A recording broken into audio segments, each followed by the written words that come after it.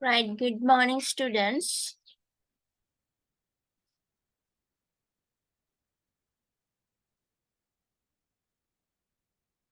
Good morning, everyone. I think you can hear me, right?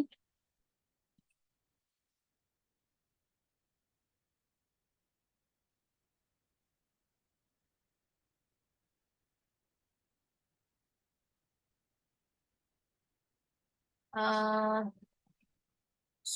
let's start today lesson, the global business, globalization of the business, right? Today our outline is globalization as a worldwide economic movement.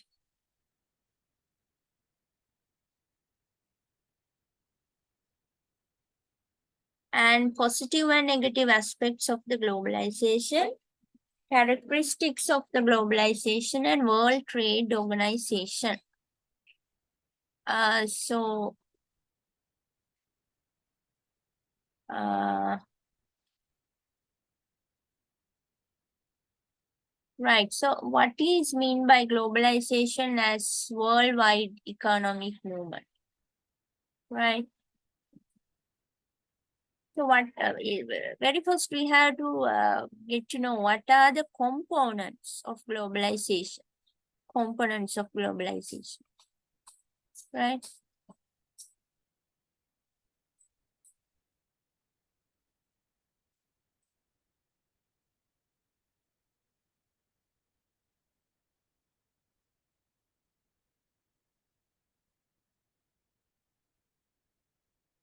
The components of globalization, it includes GDP, industrialization, and human development index. We call it in short form HDI. Right. So what is GDP? GDP stands for gross domestic production. Gross domestic production. Can you all hear me?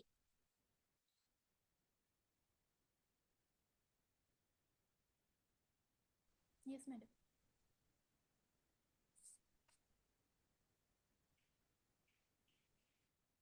Okay. So GDP can be defined as the market value of all finished goods and services produced within the country, because we put the D of here, domestic, right? Gross domestic. All the value of the goods and services, and we take the market value here. It's a special thing. The market value, which produced within the country's border. So it's only within the country production for a specific year and serves as a measure of country's overall economic output, right? So it's one of the component of globalization, because through GDP we can get some idea about the exports and imports, how it's connected to the world.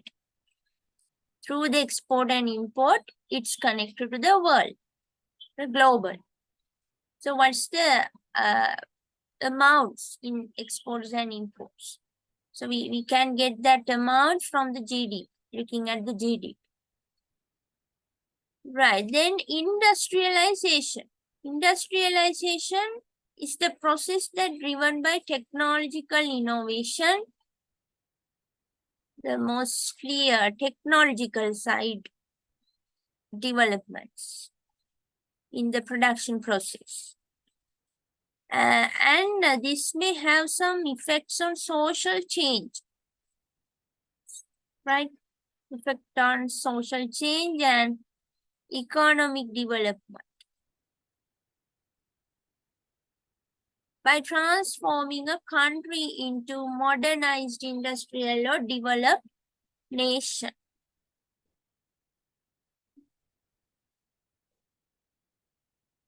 Right. Then the Human Development Index, what it means? Human Development Index. It comprises three components: country populations, life expectancy, knowledge, and education. This is basically the life expectation, knowledge of the country population, and the population education. When these three factors are higher these factors, we call the HI index, HDI index of a country is higher. Human Development Index is higher when these three factors increase, right? Here actually these things measured by the adult literacy and income levels.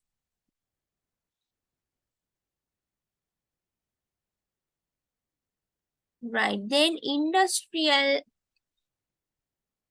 or developed nations are specific countries. What we call then, what are the developed countries?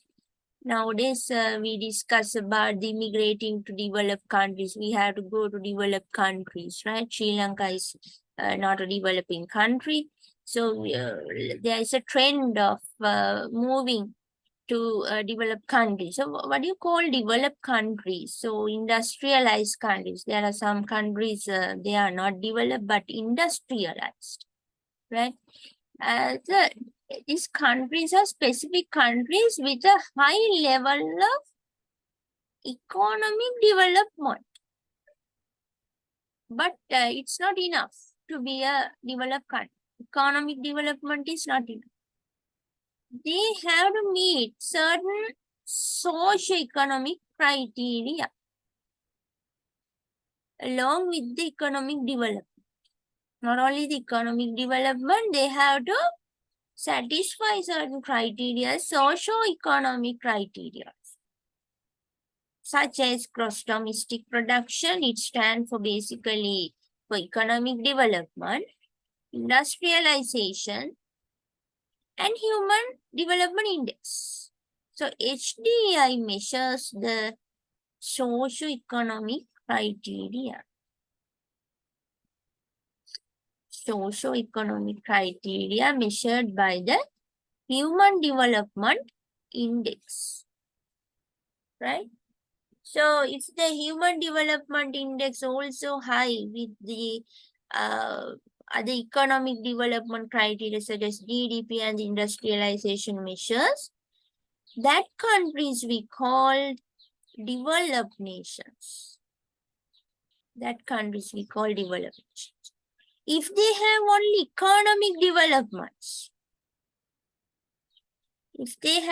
economic developments, we call them just they are industrialized countries. Industrialized countries. For example, China, India, Malaysia. They are considered as industrialized countries, but they are not developed nations still, right? If they want to develop nations, we have to meet both social and economic both, right?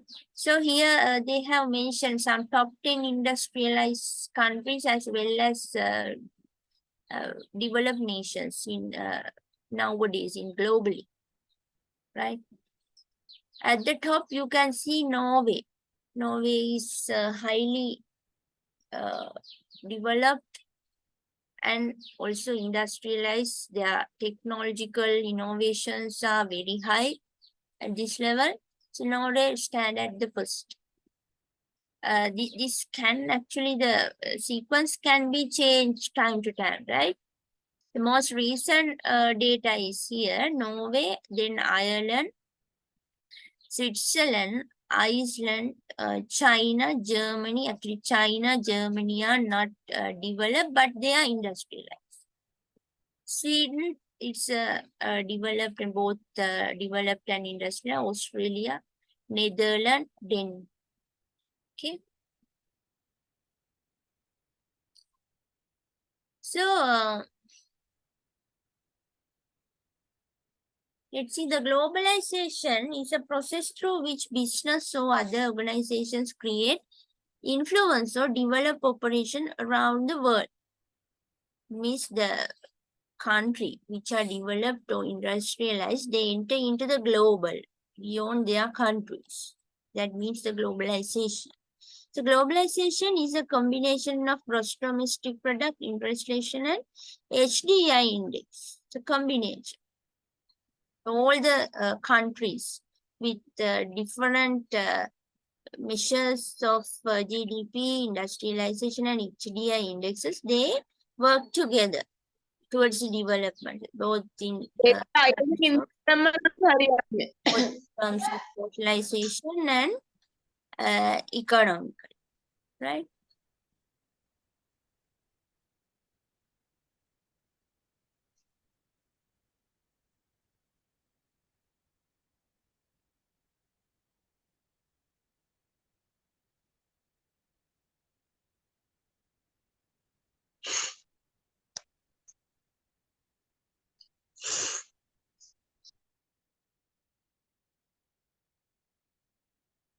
Right. Then nations benefit under globalization as business compete worldwide and from the ensuring reorganization of production, international trade, and integration of financial markets.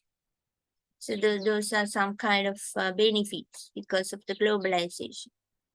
And some economists argue this globalization helps to promote economic growth and increase trading between nations.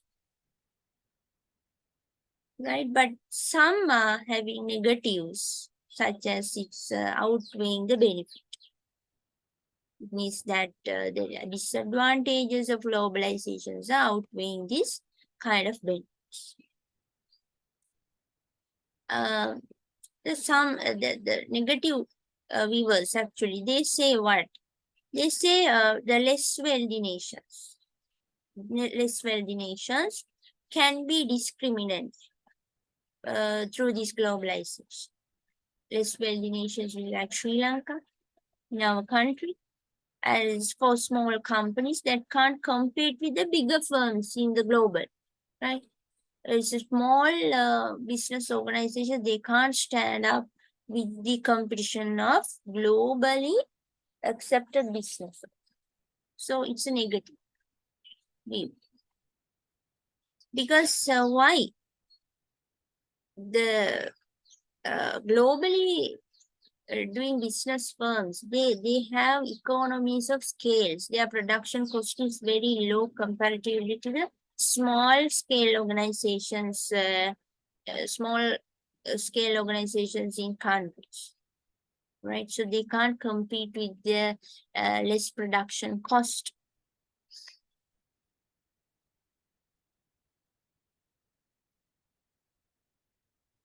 This is a overall view. What is globalization? How it impact on finally the economic growth in shifts. So globalization, it may have impact on international trade, right? Several perspectives are there. You can see here, globalization means just not only the selling and buying goods, only goods internationally. I mean, export and import, not only that, right? It can goes through the international trade doors, the stock markets, international trade means export and import. And also financial integration, it means financial market, there can be even globalization through the stock market, right? Derivative markets, like, and also international labor flows. It's another kind of impact from the globalization and technical changes. So through these four perspectives of globalization impact, finally it can lead to economic growth of the nations as well as the globe. So, what are the types of globalization? Economic, political, culture, basically, right? Economic, political, and culture. So, what is economic globalization? Economic globalization broadly refers to increasing the integration of national economies around the world. It means spreading the national economies in local economies or expanding business beyond the country. Right? This includes simply, this includes what? Exporting and importing. We can sell our own goods, locally produced goods to outside markets. And also we can consume what outside market produce. Trade in goods and services. And this include also capital flows and trade in assets such as currency and stocks. This means financial market trading. The transfer of technology and ideas and flow of labor or migration. These are including in the economic globalization. Right?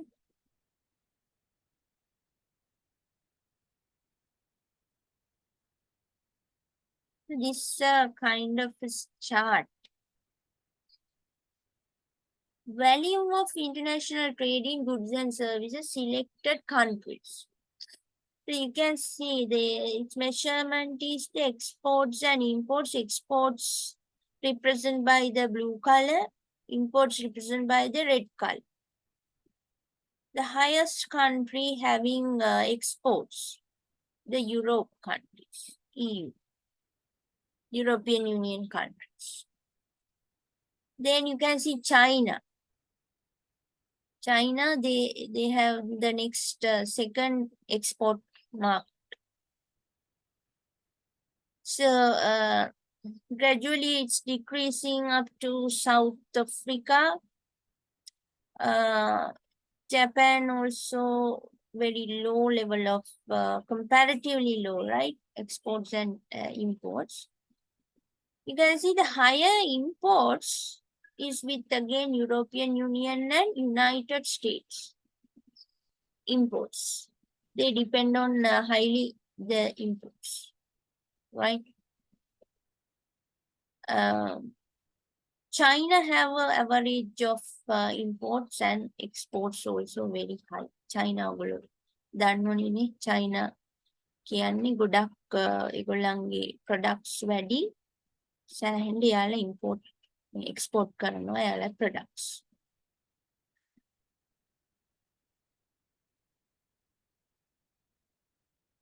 Right, so this has created this kind of concept, you know. The concept is we call global value chain. Global value chain. See the graph here is a chain. It means interconnected, right? This refers to the full range of activities that economic actors engaged in to bring a product to market.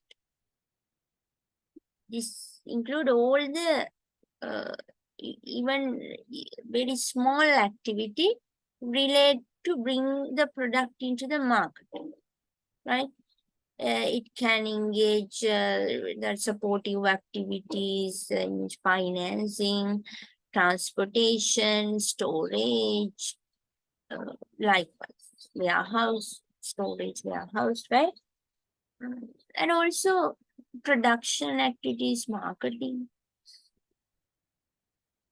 Those kind of activities also engage. So all are interconnected. The global value chain does not only involve production process, but pre-production and post-production process.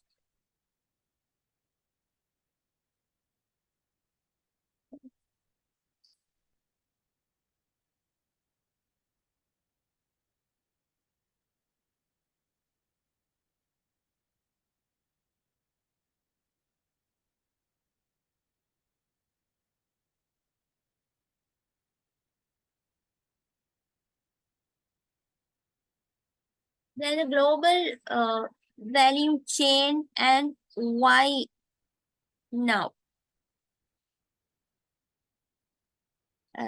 Actually, global value chain, it emerged as the dominant mode of doing international business nowadays. Right?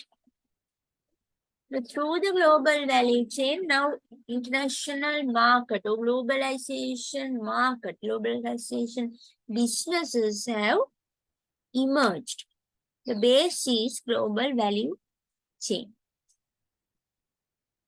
So this is a concept stepped by the World Bank. Its last report on trade was more than 30 years ago, right? Here, the trade shares of GDP globally has doubled. Why this is important? Global chain, value chain is important.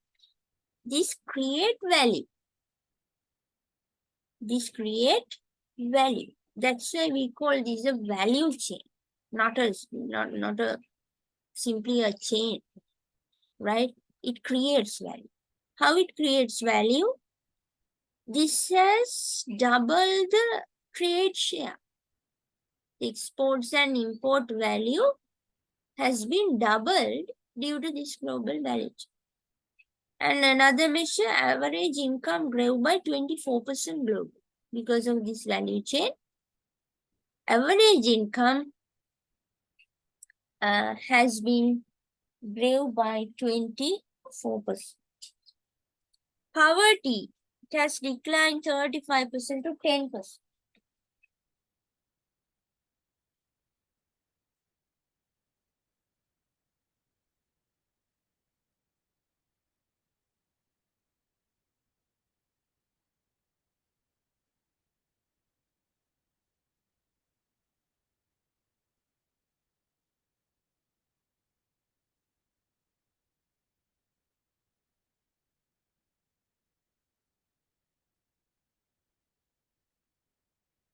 The income of the bottom 40% of the world population increased close to 50%.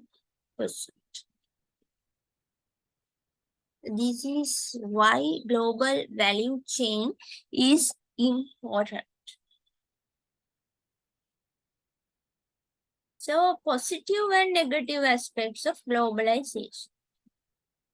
So there can be both sides of globalization. It has a negative side as well as positive side. Right? Positive side means it has some benefits, right? Economies of scales, technological innovation, foreign direct investment flow. But all these has the other side, some risk, some negative impact on nations. Interdependence. In a single nation, they can't strive self. Right? They can't stand at self. They have to depend on other nations. Interdependence. Threat to sovereignty. It can have some impact on politically, impact towards the sovereignty of the country. And inequitable distribution. The income distribution can handled by some of the nations while other nations remain in the poverty line because of this globalization. So what do you mean by this foreign direct investments? The positive aspect. Now we are going to discuss briefly what are the positive aspects. Foreign direct investment, FDI. It means investments from foreign countries to local market. The investors are coming from foreign countries, right? They boost technology transfer, industrial restructuring, and the growth of global companies inside the country. Now you can see in Sri Lanka also, lot of foreign countries like China, India, that countries, they have invested in our market. They have a lot of big projects, right? Through that, we have gained some technology and industrial restructuring, right? Those are the positive impacts from foreign direct investments. Technological innovations, definitely it comes with the FDI.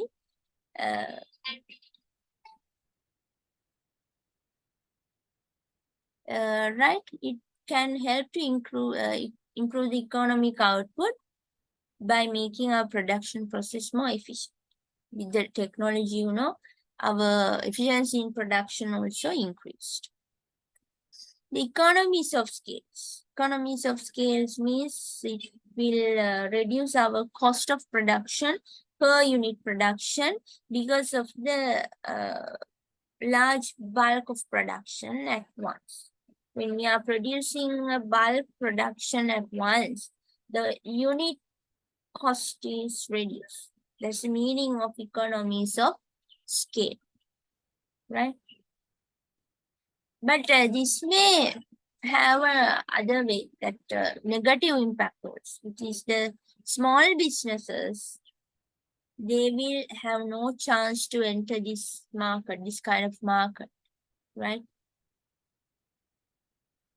Right. Interdependence is a negative aspect now. Interdependent means that the nation can't stand up itself.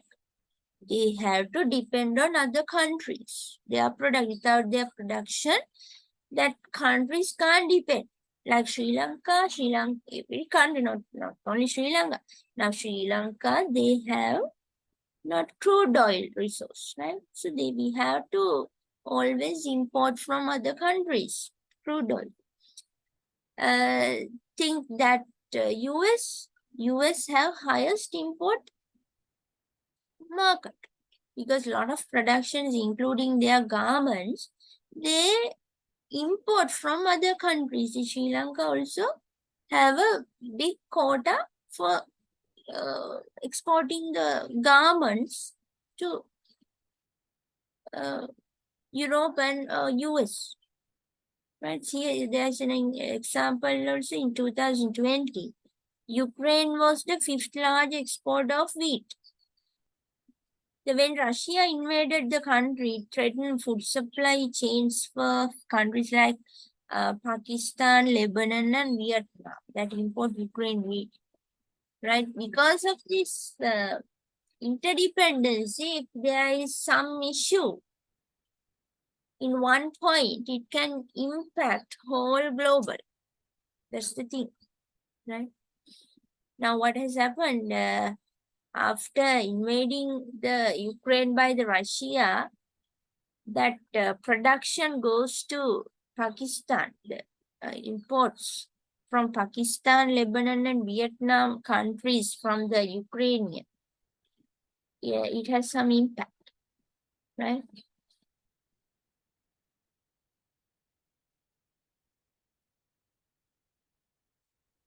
Actually, that impact comes to Sri Lanka also, because you can remind that because of this invasion of Russia to Ukraine, produced the animal foods to Sri Lanka also. Animal foods. So when after this invasion, it's somewhat limited, right? That's another reason for increasing the cost of production in Sri Lanka for in animal farms. Right, it's eggs and other chicken, their meat items, right? So see that what happens because of this interdependence. It's a negative aspects of globalization.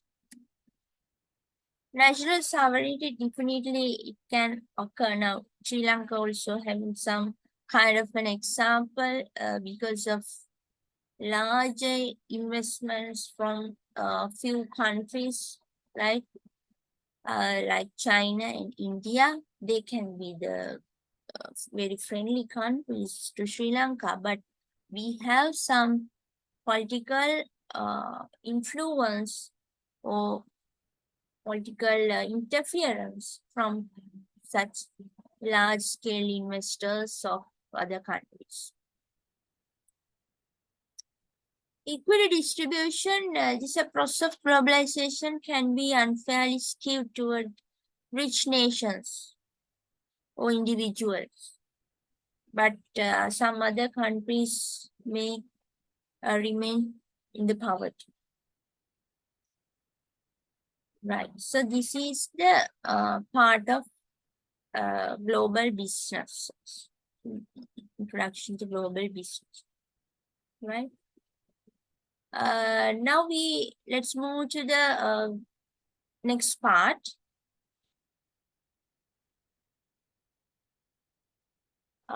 Characteristics of the globalization.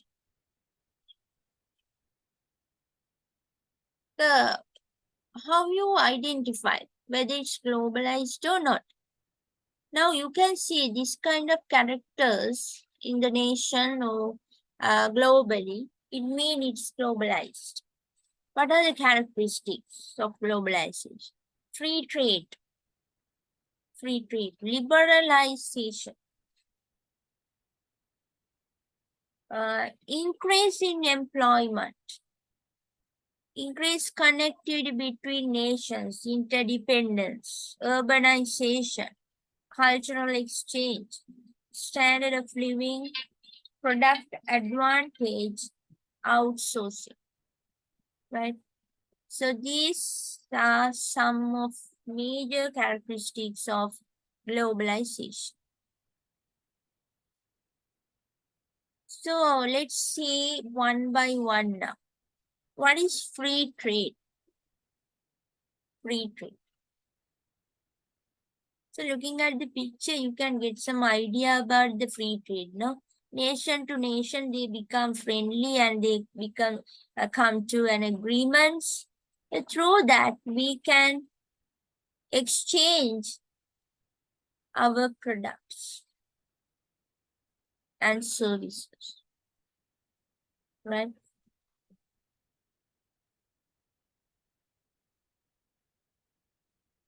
So through this, we can increase the most important thing of this free trade is through this we can increase up our domestic product, GDP.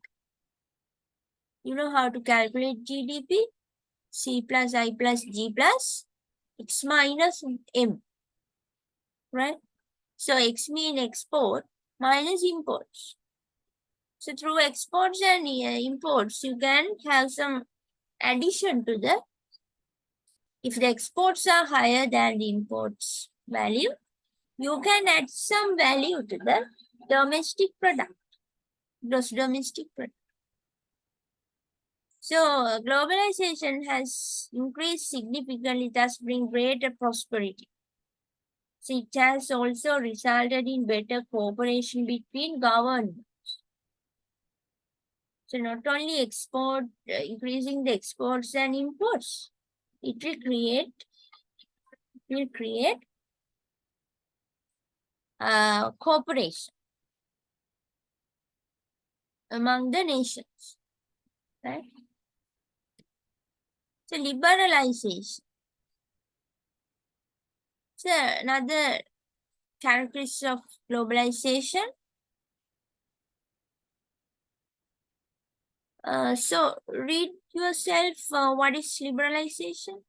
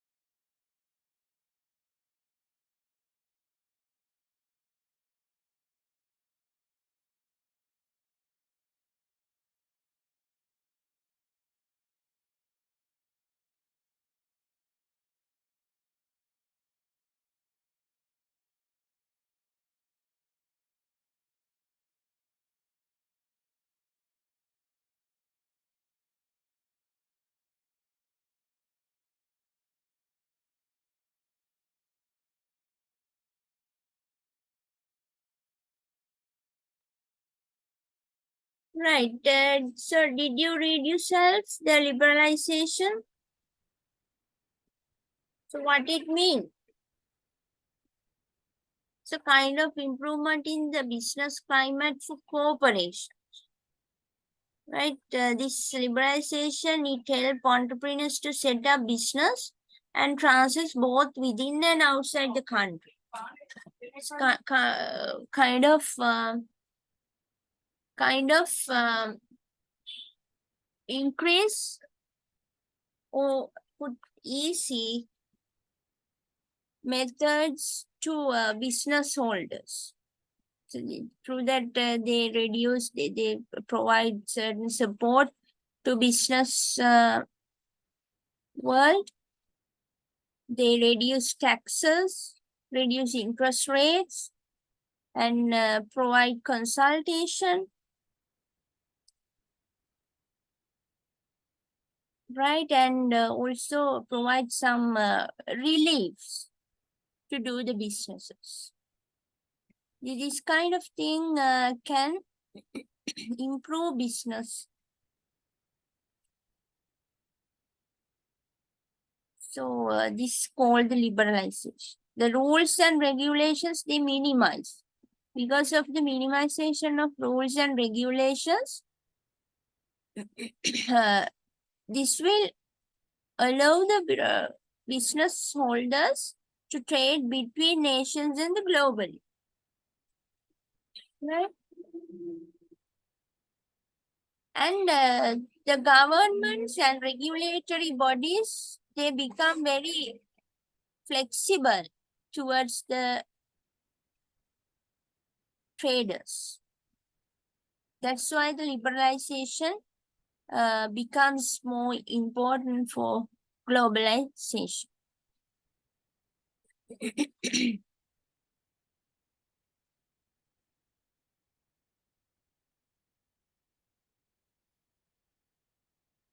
Then increase in employment.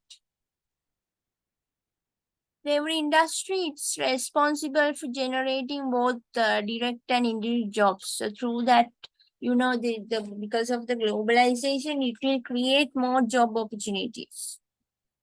So it has a positive impact on employment.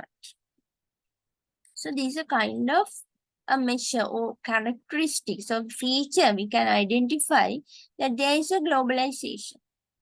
If the job opportunities are high, it means even in the locally as well as in internationally, the job opportunities are high, it means globalization is good, right?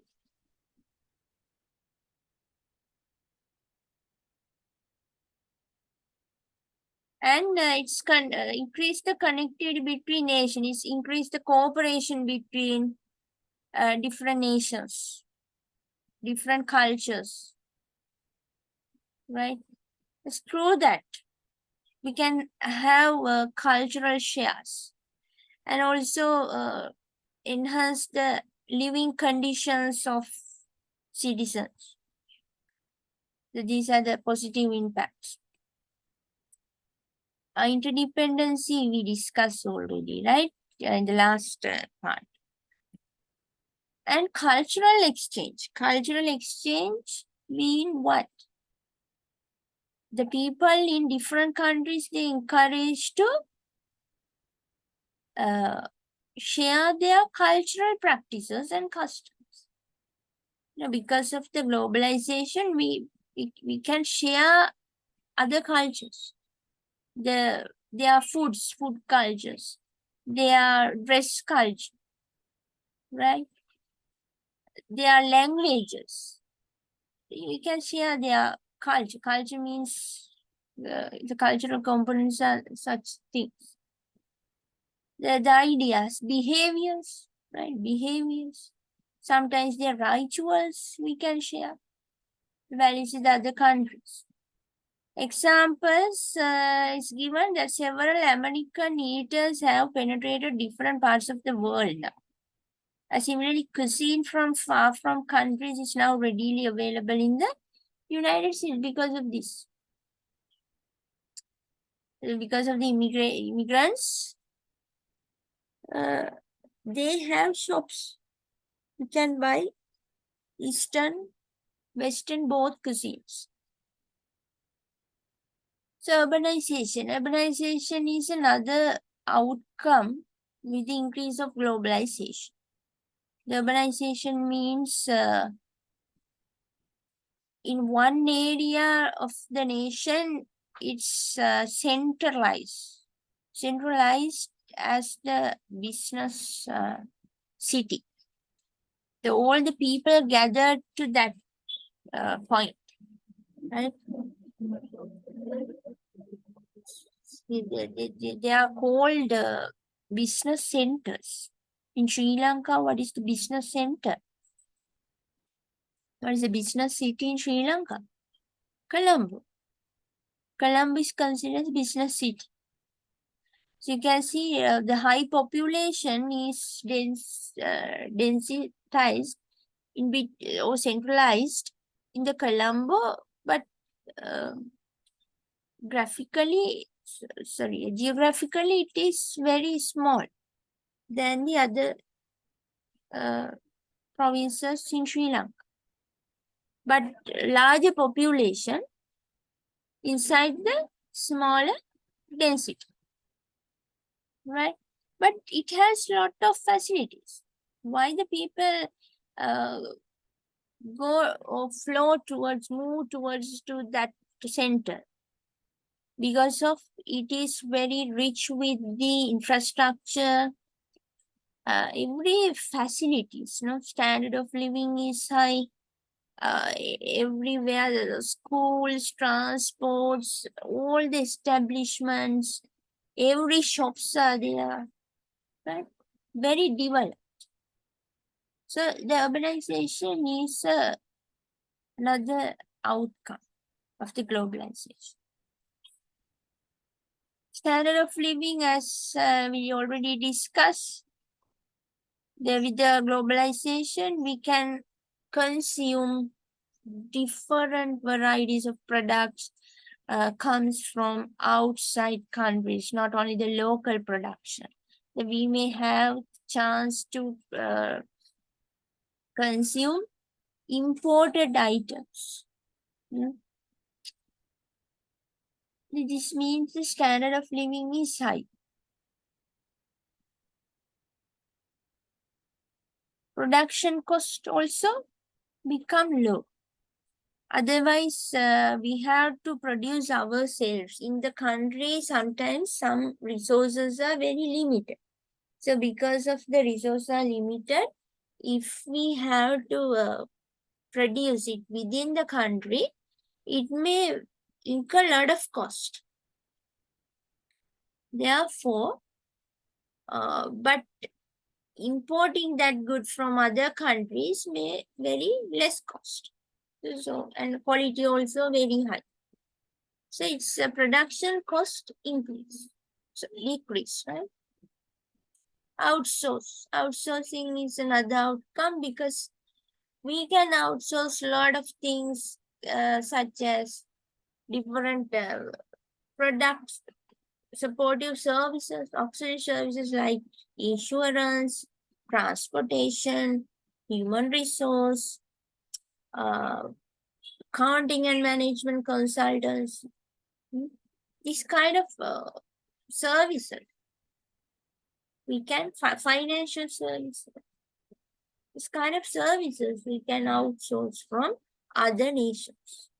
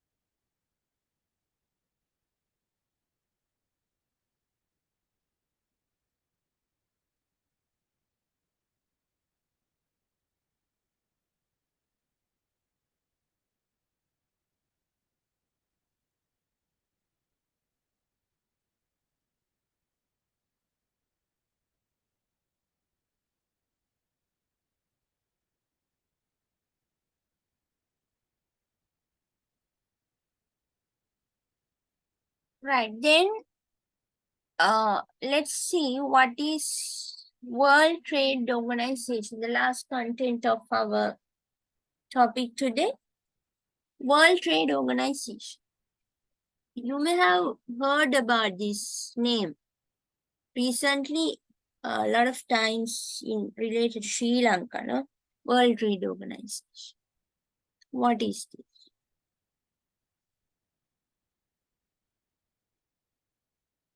So this World Trade Organization, it's created in 1995.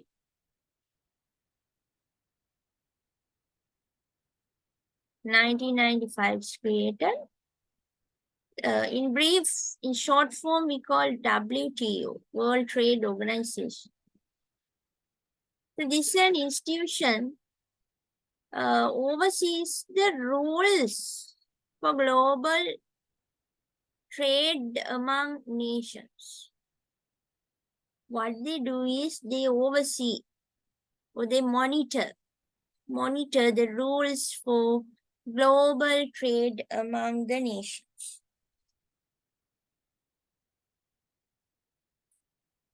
Right?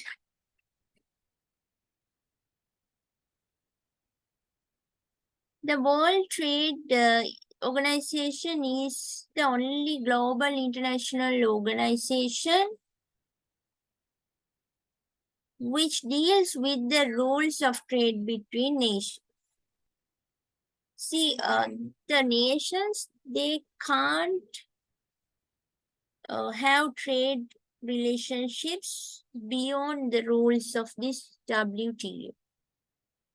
That is heart of the WTO agreements negotiated and signed by the bulk of the world trading nations and ratified in their parliaments.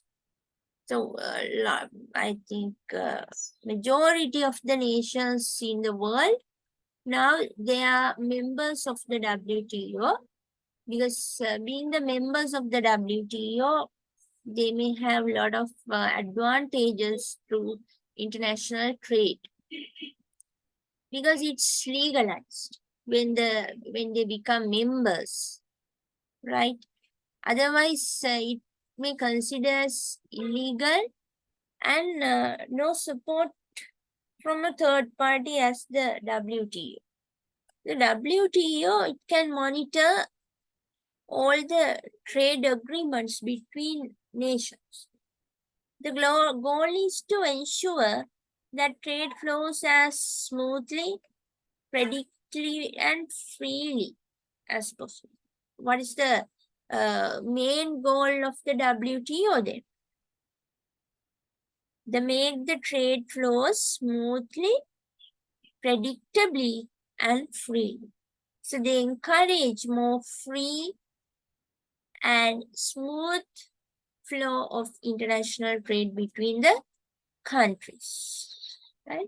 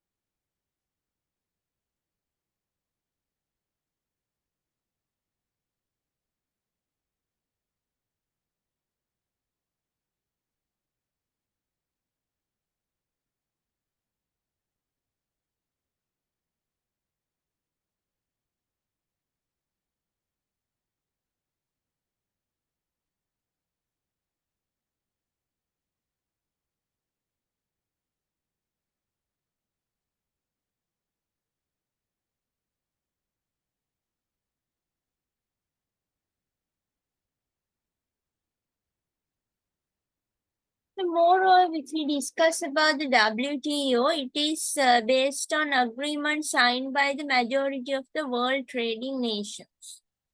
So, main function of this organization is to help producers of goods and services as well as exporters and importers protect and manage their business. Their business mean international businesses, right?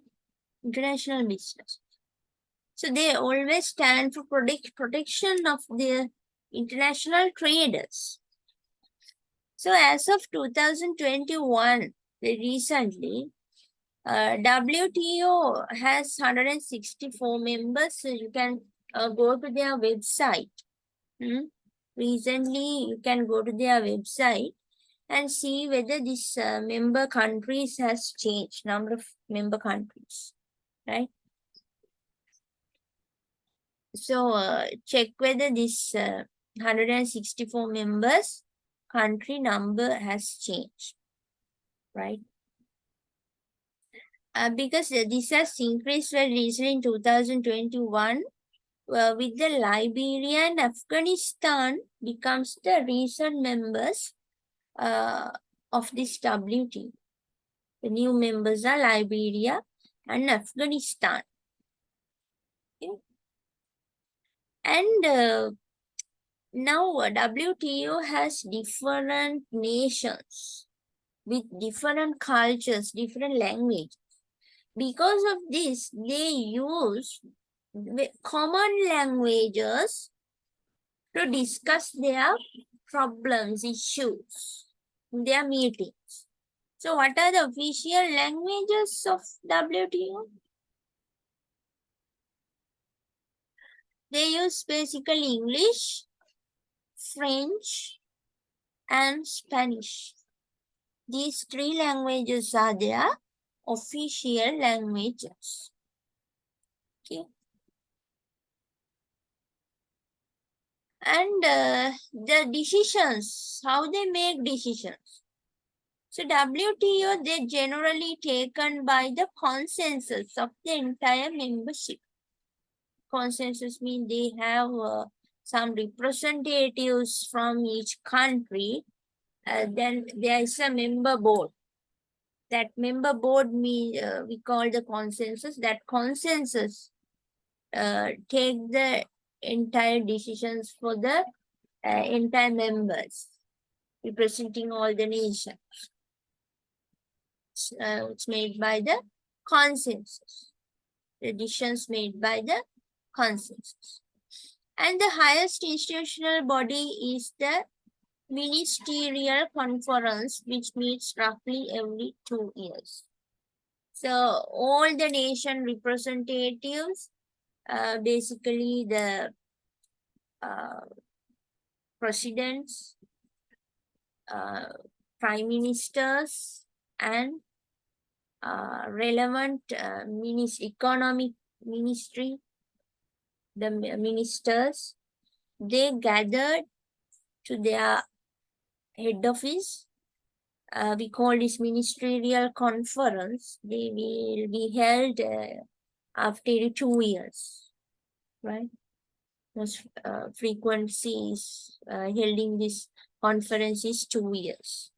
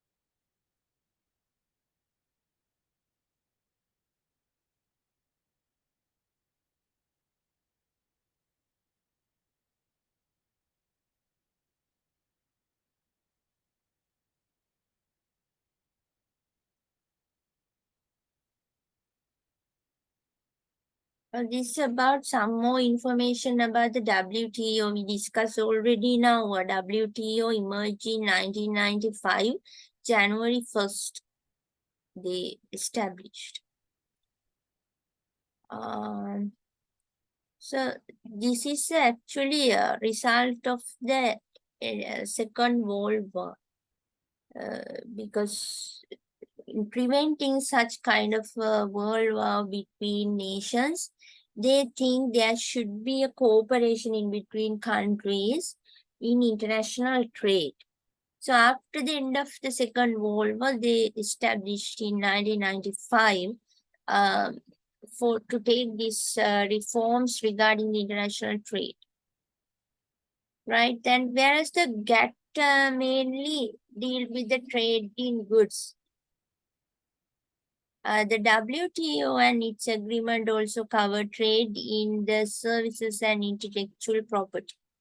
The birth of the WTO also created new procedures for the settlement of disputes. So what is GATT mean? The GATT is a general agreement on tariff and trade, right? It's also an agreement before WTO is established. It's a legal agreement between countries whose overall purpose was to promote international trade by reducing and eliminating the barriers such as tariff and the quotas, basically. So in 1948 to 1995, the GATT provide a lot of service regarding this to promote international trade by making free trade areas.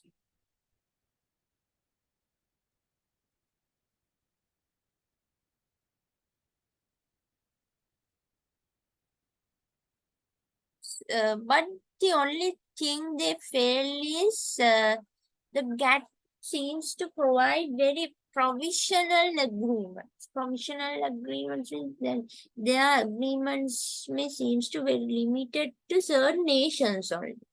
It's not spread among all the entire entire world. Since the WTO established in 1995, right?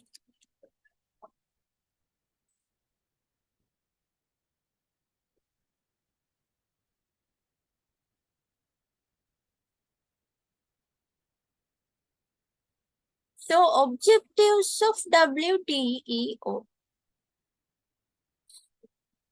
So this is not like GATT only focuses on the international trade, but WTO is not only focusing on the international trade.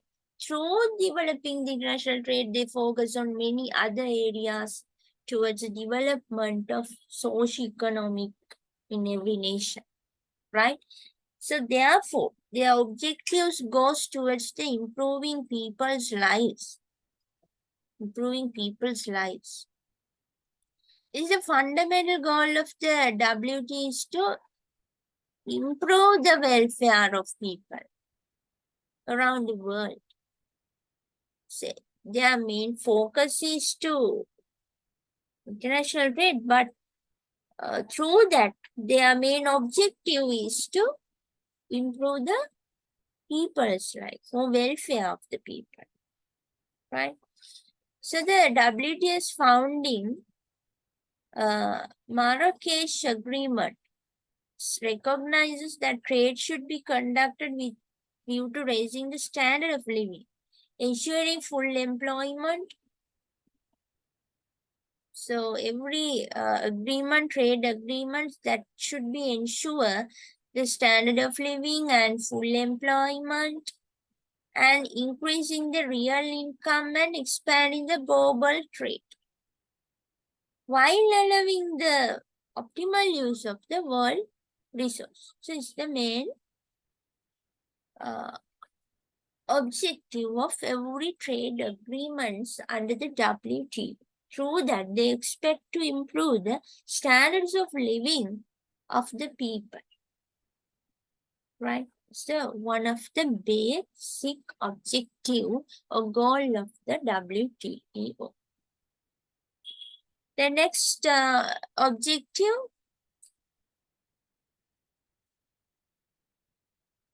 negotiating trade rules.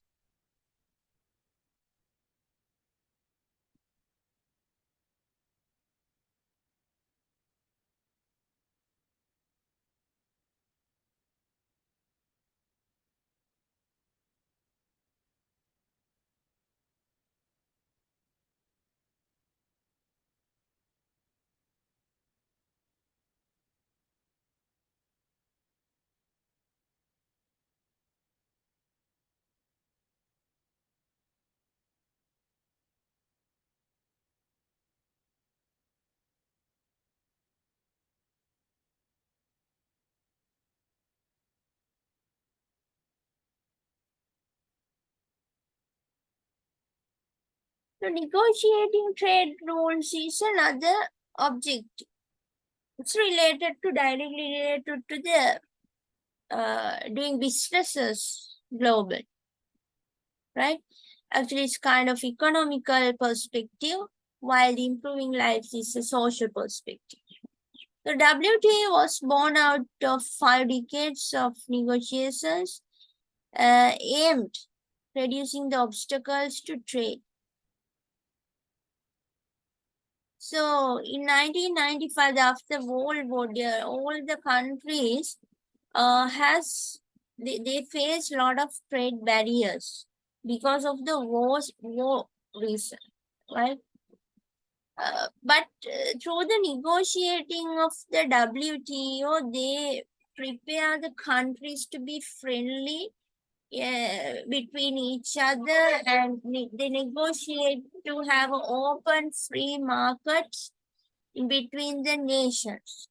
Conversely, in some circumstances, WTO rules support maintaining trade barriers, uh, for example, to protect consumers or environment while doing this negotiation, right? So they help to open markets for trade.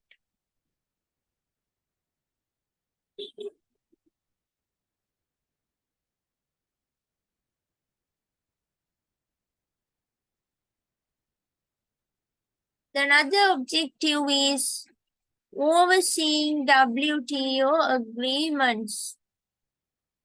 Overseeing WTO agreements.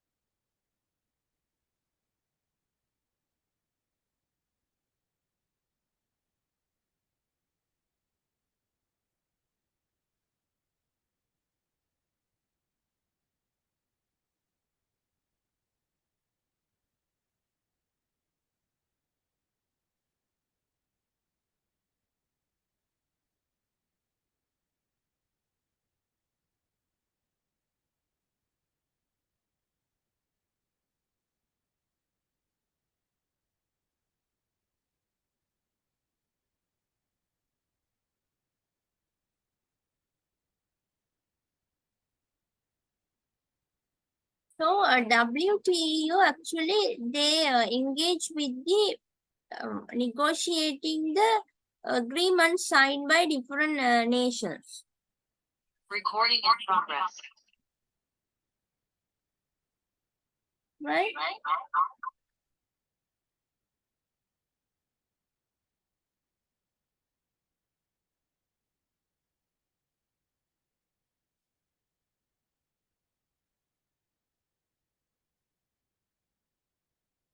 Essentially, contracts, these documents provide rules for international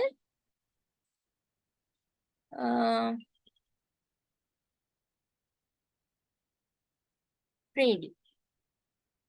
It means actually they look over the international trade agreements. They before they implement these agreements, because there may be some monitoring rules and regulations put by the WTO. So they look over for these agreements, whether these agreements are in line with the rules and the limitations mentioned by the WTO. Why this do this? Their goal is to help producers of goods and services. Again, the same thing, right? Because some kind of trade agreement, they may exploit some nations' resources and they may have some bad impacts on their culture, society. So through this monitoring process of the WTO, they can reduce this kind of bad impacts of international trade agreements, right? They encourage only the positive trade agreements on having positive impacts towards nations. That's why they monitor this kind of trade agreements.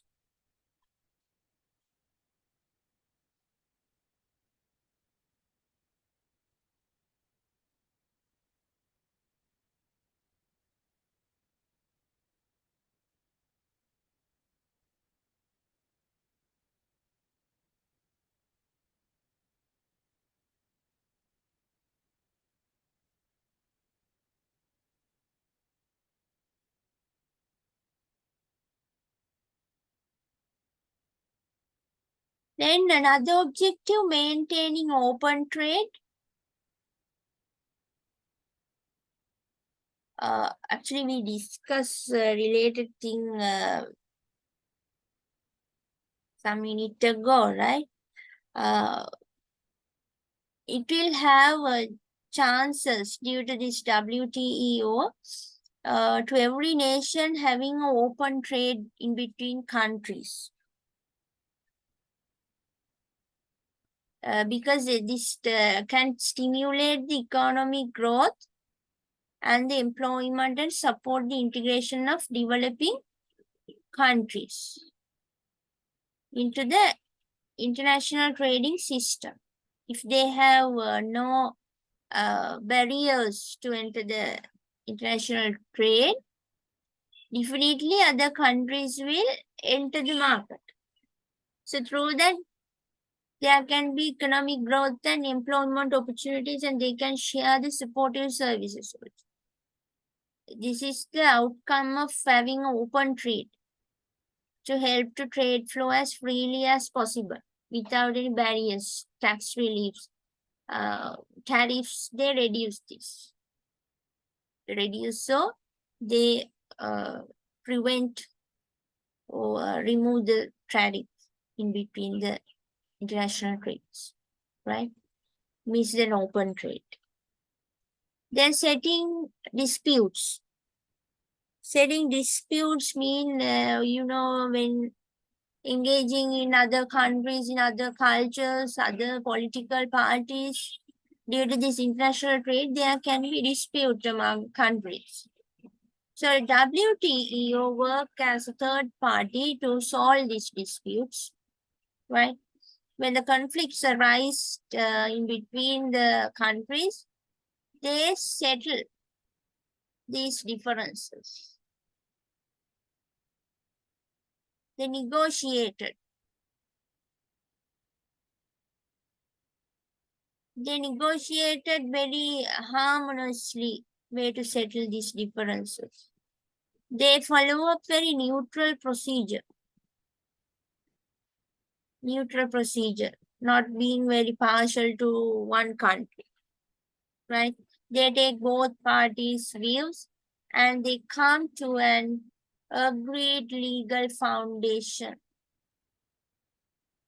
So dispute settlement process written into the WTO agreements.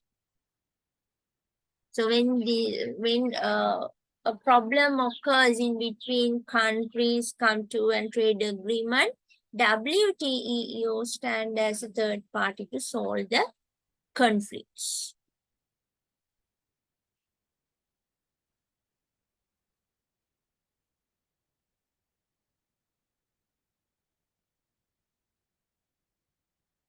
And what are the WTO main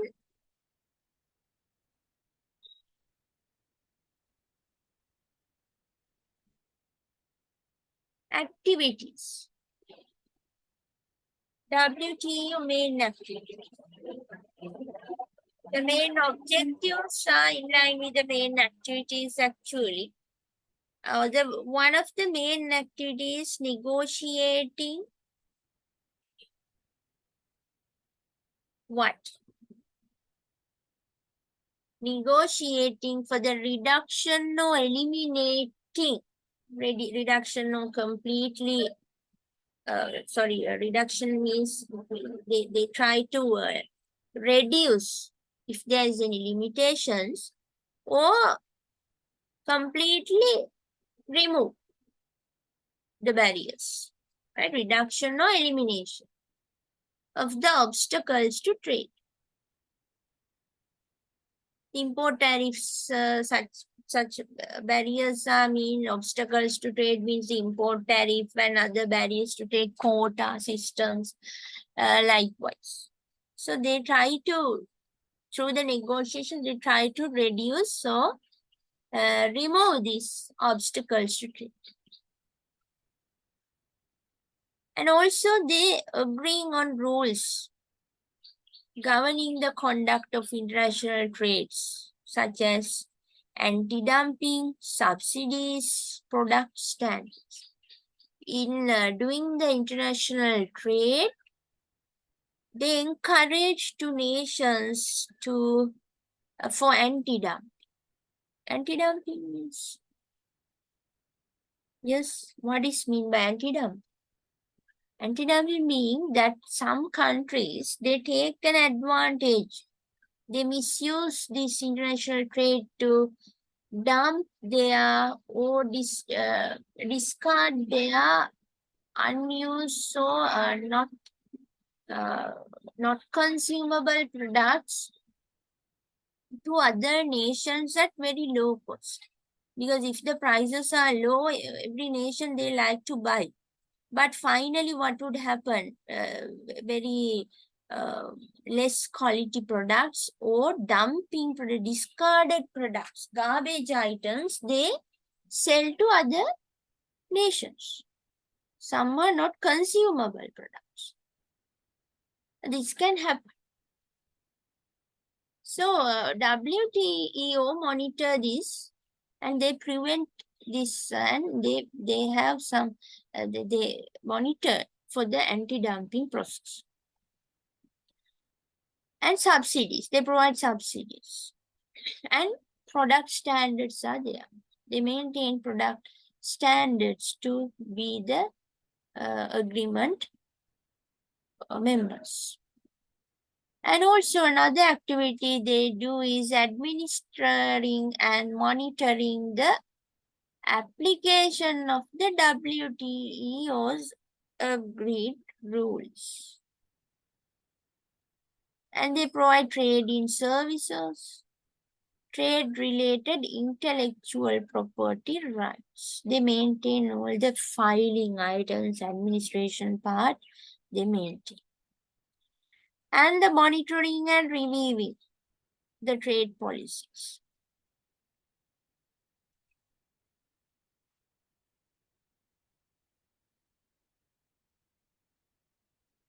Ensuring the transparency of regional and bilateral trade agreements.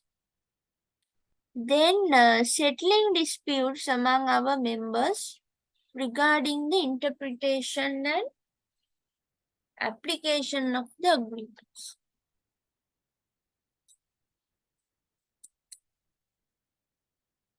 Yeah, we discussed this now. This is one of the objective even of the WTO. What means that settling the disputes, the conflict handling between the member countries regarding the business agreements, right?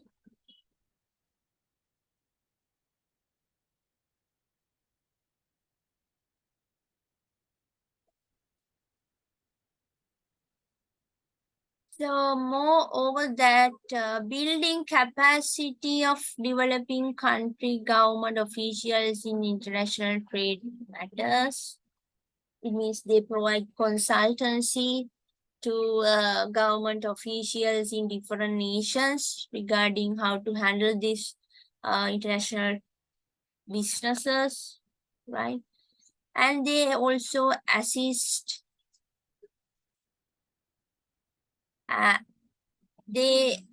the process of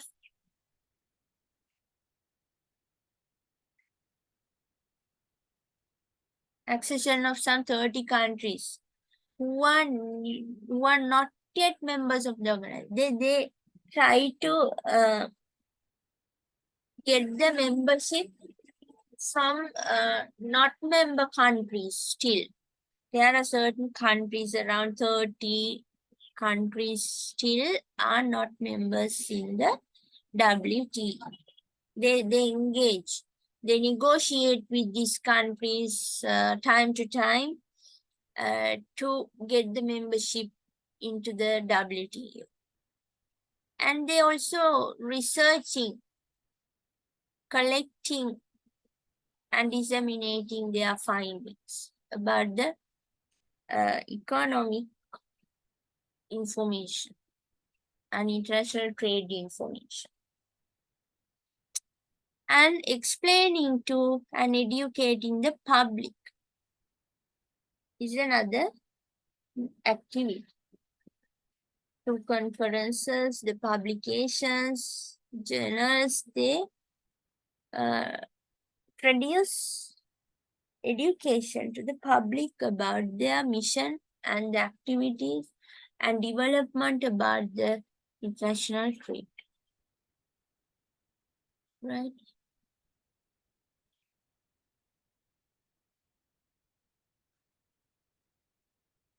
So these are their main activities. Now, up to now, we discussed about the WTO objectives and several activities, right? Yeah. By 2020, the WTO leadership is held by the Nigerian minister, actually. So she's the first woman even. First woman chairman in the WTO leadership. And the first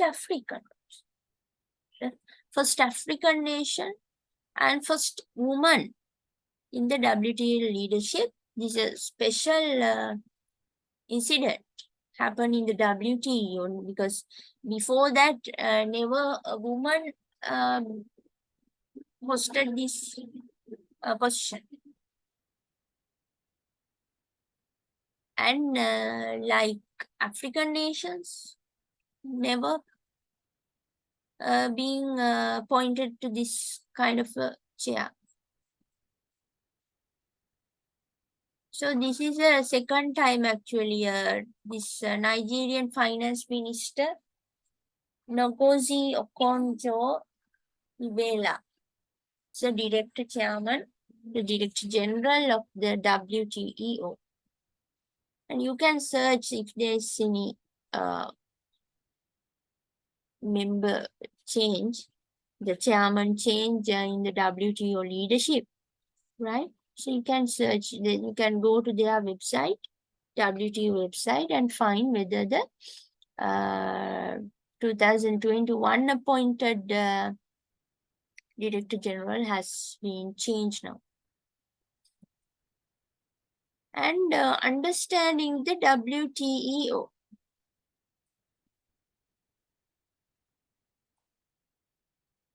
Actually, we already discussed with their objectives and the activities, what they are doing for World Trade Organization.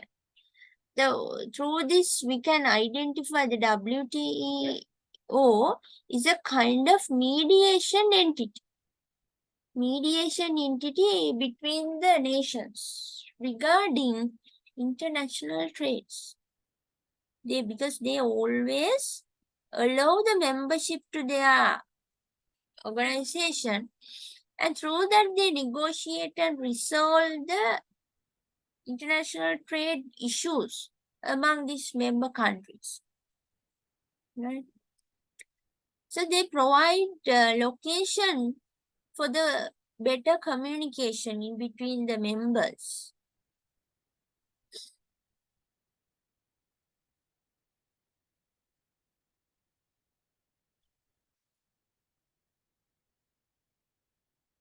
And other important thing is in acting or mediating in between the nations, they conduct very neutrally. They don't take any, they don't be the partial to any nation. They being very neutral to every nation, right?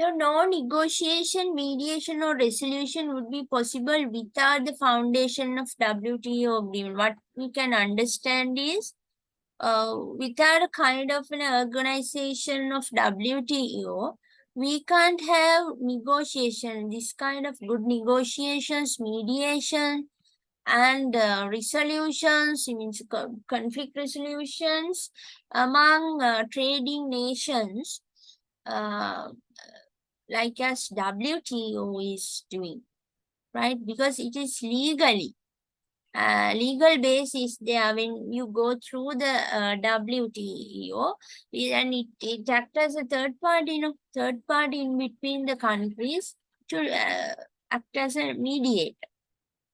So they bind the country's government to set up constraints that must be observed when setting the future trade policies. It's always binding the other member countries when they are doing the international businesses, and they under certain legal framework.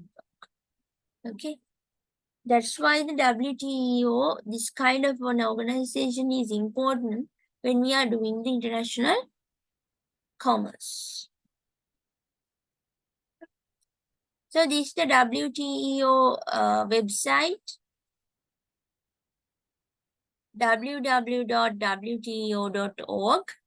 And through this, you can go and you can have a virtual tour for WTO organization inside the physical infrastructure, right? Infrastructure. You can have a better virtual tour even, and search for more information about very recent changes in WTO. Right. So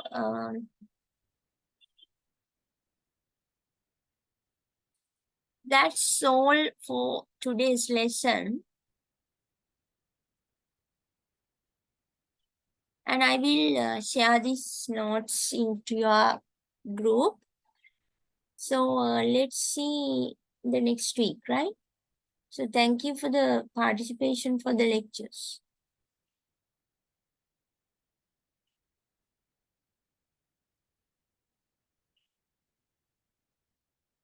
So we will wind up the session for today.